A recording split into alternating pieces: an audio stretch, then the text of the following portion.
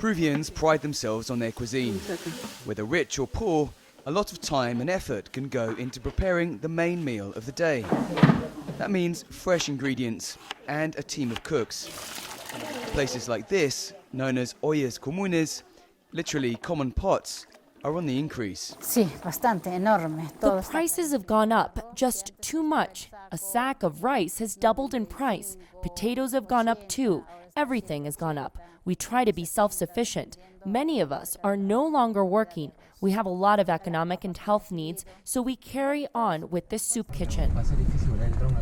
It's not easy to get to Alto Retamal, a small hamlet in Villa Maria del Triunfo, in the hills on the outskirts of Lima. There's no electricity here, and the people live mostly by breeding animals like guinea pigs. They started to help one another when times got tough. Most soup kitchens opened in the pandemic out of necessity when poor communities clubbed together to make sure that everybody got a square meal a day. Now it's global inflation, which is keeping places like La Granja open for business. La Granja, which means farm in Spanish, is the mainstay of this community. At this time of year, the sea fog often hangs over these hills day and night. But when it's time to serve the food, residents start to appear out of the mist. A dish of stewed wheat, rice and salad with a hot drink made from fresh apples costs less than $1, about 78 cents. At the beginning of the COVID-19 outbreak, the same meal cost 1 Peruvian sol, just 26 cents. Even the price of cooking gas has gone up.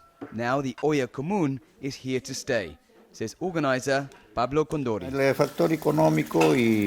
It's the result of the pandemic and the economic crisis. Everything was shut. There were no shops, so we collected what we could between ourselves.